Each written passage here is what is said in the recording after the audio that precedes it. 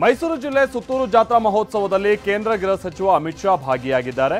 ಕಾರ್ಯಕ್ರಮದಲ್ಲಿ ಕೇಂದ್ರ ಸಚಿವ ಪ್ರಹ್ಲಾದ್ ಜೋಶಿ, ವಿಪಕ್ಷ ನಾಯಕ ಆರ್ ಅಶೋಕ್, ಬಿಜೆಪಿ ರಾಜ್ಯಾಧ್ಯಕ್ಷ ಬಿವೈ ವಿಜಯೇಂದ್ರ ಹಾಗೆ ಮಾಜಿ ಸಿಎಂ ಬಸವರಾಜ ಬೊಮ್ಮಾಯಿ ಜೊತೆಗೆ ಸಂಸದ ಪ್ರತಾಪ ಸಿಂಹ ಹಾಗೆ ಮಾಜಿ ಶಾಸಕ ಸಿಟಿ ರವಿ ಉಪಸ್ಥಿತರಿದ್ದಾರೆ. ಗೃಹ ಸಚಿವ ಅಮಿತ್ ಶಾ ವಿರುದ್ಧ ಮೈಸೂರು ಕಾಂಗ್ರೆಸ್ ಪೋಸ್ಟರ್ ಅಭಿಯಾನವನ್ನು ನಡೆಸಿದೆ. ನನ್ನ ತೆರಿಗೆ ನನ್ನ ಹಕ್ಕು ಎಂಬ ಘೋಷಣೆಯನ್ನ ಕೂಗಿ ಕಾಂಗ್ರೆಸ್ ಕಾರ್ಯಕರ್ತರು ಪ್ರತಿಭಟನೆಯನ್ನ ನಡೆಸಿದ್ದಾರೆ. ಮೈಸೂರಿನ ಫೀಲ್ಡ್ ಮಾರ್ಷಲ್ ಕಾರ್ಯಪ್ಪ ವೃತ್ತದಲ್ಲಿ ಗೋ ಬ್ಯಾಕ್ ಅಮಿತ್ ಶಾ ಅಂತ ಘೋಷಣೆಯನ್ನ ಕೂಗಿದ್ದಾರೆ. ಅಮಿತ್ ಶಾ ಅವರನ್ನ ಕುಮಾರಸ್ವಾಮಿ ಅವರು ಭೇಟಿ ಆಗ್ತಾ ಇಲ್ಲ ಅಂತ ಜೆಡಿಎಸ್ ಯುವ ಘಟಕದ ಅಧ್ಯಕ್ಷ ನಿಖಿಲ್ ಕುಮಾರಸ್ವಾಮಿ ಸ್ಪಷ್ಟಪಡಿಸಿದ್ದಾರೆ. ಕುಮಾರಸ್ವಾಮಿ ಅವರಿಗೆ ಸ್ವಲ್ಪ ಆರೋಗ್ಯದ ಸಮಸ್ಯೆ ಇದೆ, ರೆಸ್ಟ್ ನಲ್ಲಿದ್ದಾರೆ. ಹೀಗಾಗಿ ಅಮಿತ್ ಶಾ ಅವರನ್ನ ಕುಮಾರಸ್ವಾಮಿ ಭೇಟಿ ಮಾಡ್ತಾ ಇಲ್ಲ. ಈ ಬಗ್ಗೆ ಅಮಿತ್ ಶಾ ಅವರಿಗೆ ಕರೆ ಮಾಡಿ ಕುಮಾರಸ್ವಾಮಿ ಅವರು ತಿಳಿಸಿದ್ದಾರೆ ಅಂತ ಹೇಳಿದ್ದಾರೆ. ಅಮಿತ್ ಶಾ ಮೈಸೂರು ಪ್ರವಾಸಕ್ಕೆ ಪರಮೇಶ್ವರ್ ವ್ಯಂಗ್ಯ ಆಡಿದ್ದಾರೆ. ಚುನಾವಣೆ ಸಂದರ್ಭದಲ್ಲಿ ಅಮಿತ್ ಶಾ ಬಂದೇ ಬರ್ತಾರೆ. ಇಷ್ಟರಲ್ಲೇ ಪ್ರಧಾನಿ ಮೋದಿ ಟಿಪಿ ಕೂಡ ಬರುತ್ತೆ. ಬಿಜೆಪಿ ನಾಯಕರು ಏನ್ ಮಾಡಬೇಕು ಅದನ್ನ ಮಾಡಲಿ, ನಾವೇನ್ ಮಾಡಬೇಕು ನಾವು ಮಾಡ್ತೀವಿ, ಸಂದರ್ಭ ಬಂದಾಗ ಅಭ್ಯರ್ಥಿಗಳ ಘೋಷಣೆ ಮಾಡ್ತೀವಿ ಅಂತ ಹೇಳಿದ್ದಾರೆ. ಗ್ಯಾರಂಟಿಗಳ ಬಗ್ಗೆ ವಿರೋಧ ಇದ್ರೆ ಬಿಜೆಪಿ ನಾಯಕರು ಕಂತುಗಳಲ್ಲಿ ಹೇಳೋದನ್ನ ಬಿಟ್ಟು ಒಂದೇ ಬಾರಿ ಸ್ಪಷ್ಟವಾಗಿ ಹೇಳ್ಬಿಡ್ಬೇಕು ಅಂತ ಸಿಎಂ ಸಿದ್ದರಾಮಯ್ಯ ಮಾಧ್ಯಮ ಪ್ರಕಟಣೆಯನ್ನ ಹೊರಡಿಸಿದ್ದಾರೆ. ಅದೇ ರೀತಿ ಬಿಜೆಪಿ ಆಡಳಿತ ಇರುವ ರಾಜ್ಯಗಳಲ್ಲಿ ಜಾರಿಯಲ್ಲಿರುವಂತಹ ಎಲ್ಲ ಗ್ಯಾರಂಟಿ ಯೋಜನೆಗಳನ್ನ ನಿಲ್ಲಿಸೋದಾಗಿ ಘೋಷಣೆ ಮಾಡಬೇಕು ಅಂತಲೂ ಆಗ್ರಹಿಸಿದ್ದಾರೆ. ಕೇಂದ್ರ ಸರ್ಕಾರ ಎನ್ಡಿಆರ್ಎಫ್ ನಾಡಿ ಹಣ ಕೊಡೋದು ವಿಳಂಬ ಆಗ್ತಾ ಇದೆ. ಕಳೆದ ವರ್ಷ ರೈತರಿಗೆ ಕೊಡಬೇಕಾದಂತಹ ಹಣ ಲೂಟಿಯಾಗಿ ಹೋಗಿದೆ. ದುರುಪಯೋಗ ತಡೆಗಟ್ಟೋದಕ್ಕೂ ಕೂಡ ಹಿಂದಿನ ಸರ್ಕಾರ ಕ್ರಮ ತೆಗೆದುಕೊಂಡಿರಲಿಲ್ಲ ಅಂತ ಬೆಂಗಳೂರಿನಲ್ಲಿ ಆರೋಪಿಸಲಾಗಿದೆ. ನಾವು ಮಾತನಾಡೋದು ಮಾತ್ರ ಚರ್ಚೆ ಆಗುತ್ತೆ ಅಂತ ಸಚಿವ ಸಂತೋಷ್ ಲಾಡ್ ಅಸಮಾಧಾನವನ್ನ ಹೊರಹಾಕಿದ್ದಾರೆ. ಈ ಹಿಂದೆ ನಟಿ ಕಂಗನಾ ಭಿಕ್ಷೆಯಿಂದ ಸ್ವಾತಂತ್ರ್ಯ ಬಂದಿದೆ ಅಂತ ಹೇಳಿದ್ರು. ಜೋಶಿ ಸರ್ಕಾರವನ್ನ ತಾಲಿಬಾನ್ಗೆ ಹೋಲಿಸಿದ್ರು. ಈ ಬಗ್ಗೆ ಚರ್ಚೆನೇ ಆಗಲಿಲ್ಲ ಅಂತ ಕಿಡಿಕಾರಿದ್ದಾರೆ. ನಾನು ಮಂಡ್ಯ ಕ್ಷೇತ್ರದ ಟಿಕೆಟ್ ಆಕಾಂಕ್ಷಿ ಅಲ್ಲ ಅಂತ ನಿಖಿಲ್ ಕುಮಾರಸ್ವಾಮಿ ಸ್ಪಷ್ಟಪಡಿಸಿದ್ದಾರೆ. ನಾನು ಇದನ್ನ ಹಿಂದೆಯೂ ಹೇಳಿದ್ದೆ, ನಾನು ಯೂಟರ್ನ್ ಹೊಡೆಯುವಂತ ಗಿರಾಕಿ ಅಲ್ಲ. ಈಗ ನಾನು ಮಂಡ್ಯ ಆಕಾಂಕ್ಷಿ ಅಲ್ಲ. 2019ರಲ್ಲಿ ಸೋತಿದ್ದೆ. ಈಗಲೂ ನನ್ನ ಸ್ಪರ್ಧೆಗೆ ಸಹಜವಾಗಿ ಮಂಡ್ಯ ಮುಖಂಡರ ಒತ್ತಾಯ ಇದೆ ಅಂತ ಹೇಳಿದ್ದಾರೆ. ಎಲ್ಲ ಕ್ಷೇತ್ರಗಳ ಬಗ್ಗೆಯೂ ಸೂಕ್ಷ್ಮವಾಗಿ ಚರ್ಚೆ ನಡೀತಾ ಇದೆ ಅಂತ ಮಾಜಿ ಸಚಿವ ಸಿಟಿ ರವಿ ಹೇಳಿದ್ದಾರೆ. ಮೈಸೂರು ಭಾಗದ ಕ್ಷೇತ್ರಗಳ ಬಗ್ಗೆ ಗಮನ ಹೆಚ್ಚಿರಬಹುದು ಅಷ್ಟೇ. ಆದರೆ ಜೆಡಿಎಸ್ ಈಗ ಆಲ್ರೆಡಿ ಎನ್ಡಿಎ ಭಾಗವಾಗಿದೆ. ದೆಹಲಿ ಮಟ್ಟದಲ್ಲಿ ಸೀಟು ಹಂಚಿಕೆ ಕುರಿತು ಚರ್ಚೆ ಆಗುತ್ತೆ. ಇಲ್ಲಿ ಸೀಟು ಹಂಚಿಕೆ ಬಗ್ಗೆ ಚರ್ಚೆ ಆಗೋದಿಲ್ಲ ಅಂತ ಮೈಸೂರಿನಲ್ಲಿ ಹೇಳಿದ್ದಾರೆ. ನಾನು ಹೈಕಮಾಂಡ್ಗೆ ನಿಷ್ಠೆ ಹೊಂದಿದ್ದೇನೆ, ಆದರೆ ಗುಲಾಮನಲ್ಲ ಅಂತ ಸಚಿವ ಕೆಎನ್ ರಾಜಣ್ಣ ಹೇಳಿದ್ದಾರೆ. ನನ್ನ ನಡವಳಿಕೆಯಲ್ಲಿ ಜನ ಮೆಚ್ಚಬೇಕು ಅಂತ ಇಲ್ಲ. ಹೈಕಮಾಂಡ್ಗೆ ನಾನು ಹೆದರಲ್ಲ ಅನ್ನೋದು ನನ್ನ ಇಷ್ಟ. ನಾನು ಯಾರಿಗೆ ಹೆದರಬೇಕೋ ಅವರಿಗೆ ಹೆದರ್ತೀನಿ ಅಂತ ಹೇಳಿದ್ದಾರೆ. 100 ನೋಟಿಸ್ ಕೊಟ್ಟರು ಹೆದರಲ್ಲ ಎಂದಿದ್ದ ಈಶ್ವರಪ್ಪ ಹೇಳಿಕೆಗೆ ಗೃಹ ಸಚಿವ ಡಾಕ್ಟರ್ ಜಿ ಪರಮೇಶ್ವರ್ ತಿರುಗೇಟು ಕೊಟ್ಟಿದ್ದಾರೆ. ಈಶ್ವರಪ್ಪನವರನ್ನ ಹೆದರಿಸೋಕೆ ಯಾರೂ ಕೂಡ ಅಲ್ಲಿ ಹೋಗಿಲ್ಲ.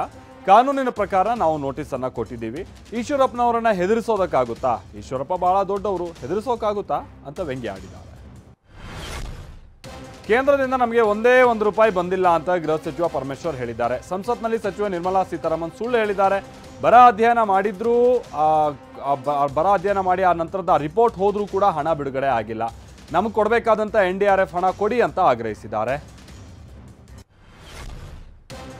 ಇನ್ನು ಜನವರಿ ತಿಂಗಳಲ್ಲಿ ಚಾಮರಾಜನಗರ ಜಿಲ್ಲೆಯಲ್ಲಿ 19 ಅಪಘಾತ ಪ್ರಕರಣಗಳು ದಾಖಲಾಗಿದೆ. 1ನೇ ತಾರೀಕಿನಿಂದ 31ನೇ ತಾರೀಕಿನವರೆಗೂ ಅಪಘಾತಕ್ಕೆ 26 ಮಂದಿ ಮೃತಪಟ್ಟಿದ್ದಾರೆ. 19 ಅಪಘಾತಗಳಲ್ಲಿ ಬೈಕ್ ಅಪಘಾತ ಪ್ರಕರಣವೇ ಹೆಚ್ಚು ಅನ್ನೋದು ತಿಳಿದು ಬಂದಿದೆ. ಈ ಬಗ್ಗೆ ಚಾಮರಾಜನಗರದಲ್ಲಿ ಎಸ್ಪಿ ಪದ್ಮಿನಿ ಅವರು TV9ಗೆ ಮಾಹಿತಿಯನ್ನು ಕೊಟ್ಟಿದ್ದಾರೆ. ಬೆಂಗಳೂರಿನ ಕಬ್ಬನ್ ಪಾರ್ಕ್ನಲ್ಲಿ 10 ಅಂತಸ್ತಿನ ಕಟ್ಟಡ ಕಟ್ಟೋದಕ್ಕೆ ವಿರೋಧ ವ್ಯಕ್ತವಾಗಿದೆ. ವಾಕರ್ಸ್ ಅಸೋಸಿಯೇಷನ್ ಪ್ರತಿಭಟನೆಯನ್ನು ನಡೆಸಿದೆ. ಪ್ರತಿಭಟನೆಯಲ್ಲಿ 200ಕ್ಕೂ ಹೆಚ್ಚು ವಾಕರ್ಸ್ ಭಾಗಿಯಾಗಿದ್ರು. ಕಟ್ಟಡ ಕಟ್ಟೋದ್ರಿಂದಾಗಿ ಕಬ್ಬನ್ ಪಾರ್ಕ್ ಹಾಳಾಗುತ್ತೆ, ಹೀಗಾಗಿ ಇಲ್ಲಿ ಬಿಲ್ಡಿಂಗ್ ಕಟ್ಟೋದು ಬೇಡ ಅಂತ ಆಗ್ರಹಿಸಿದ್ದಾರೆ. ದೊಡ್ಡಬಳ್ಳಾಪುರ ತಾಲೂಕಿನಲ್ಲಿ ಸರಗಳ್ಳರ ಹಾವಳಿ ಇನ್ನೂ ಹೆಚ್ಚಾಗ್ತಾನೆ ಇದೆ. ಪೊಲೀಸರಂತೆ ನಡೆಸಿದ್ದಂಥ ಖದೀಮರು ಮಹಿಳೆಯ ಸರ ಕಳ್ಳತನ ಮಾಡಿದ್ದಾರೆ. ಕಾಮನ ಅಗ್ರಹಾರದಲ್ಲಿ ಈ ಘಟನೆ ನಡೆದಿದೆ. ಕೈಯಲ್ಲಿದ್ದಂಥ ಸ್ಕ್ರೂ ಡ್ರೈವರ್ನಿಂದ ಶಾರದಾ ಹೋರಾಟ ನಡೆಸಿ ಸರ ಉಳಿಸ್ಕೊಂಡಿದ್ದಾರೆ. ಮತ್ತೊಂದು ಕಡೆ ಹಾದ್ರಿಪುರ ರಸ್ತೆಯಲ್ಲಿ ವ್ಯಕ್ತಿಯೋರ್ವ ಚಿನ್ನದ ಸರವನ್ನು ಕದ್ದೊಯ್ದಿದ್ದಾನೆ. ಬಾಗಲಕೋಟೆ ಜಿಲ್ಲೆಯಲ್ಲಿ ಕೆಎಸ್ಆರ್ಟಿಸಿಯ ಪಲ್ಲಕ್ಕಿ ಬಸ್ ಸಂಚಾರ ಆರಂಭ ಆಗಿದೆ. ಜಿಲ್ಲೆಯಲ್ಲಿ ಮೊದಲ ಬಾರಿಗೆ ಪಲ್ಲಕ್ಕಿ ಬಸ್ ಸೇವೆ ಕೊಡಲಾಗ್ತಾ ಇದೆ. ಬೀಳಗಿ ಶಾಸಕ ಜೆಟಿ ಪಾಟೀಲ್ ಬಸ್ಗೆ ಚಾಲನೆಯನ್ನ ನೀಡಿದ್ದಾರೆ.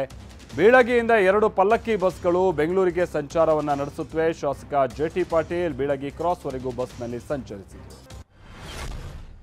ರಾಜಕೀಯ ಲಾಭ ನೋಡಿಕೊಂಡು ಭಾರತ ರತ್ನ ಕೊಡ್ತಿದ್ದಾರೆ ಅಂತ ಶಿವಸೇನೆ ಸಂಸದ ಸಂಜಯ್ ರಾವತ್ ಕಿಡಿಕಾರಿದ್ದಾರೆ. 1 ವರ್ಷದಲ್ಲಿ 3 ಮಾತ್ರ ಭಾರತ ರತ್ನ ನೀಡಬಹುದು ಅನ್ನುವಂಥ ಕಾನೂನಿದೆ. ಆದರೆ ಈ ವರ್ಷ 5 ಪ್ರಶಸ್ತಿ ನೀಡಿದ್ದಾರೆ. ಜಯಂತ್ ಚೌಧರಿಯನ್ನ ಬಿಜೆಪಿಗೆ ಸೇರಿಸಿಕೊಳ್ಳೋದಕ್ಕೆ ಚರಣ್ ಸಿಂಗ್ ಅವರಿಗೆ ಭಾರತ ರತ್ನ ನೀಡಿದ್ದಾರೆ ಅಂತ ವಾಗ್ದಾಳಿಯನ್ನ ನಡೆಸಿದ್ದಾರೆ.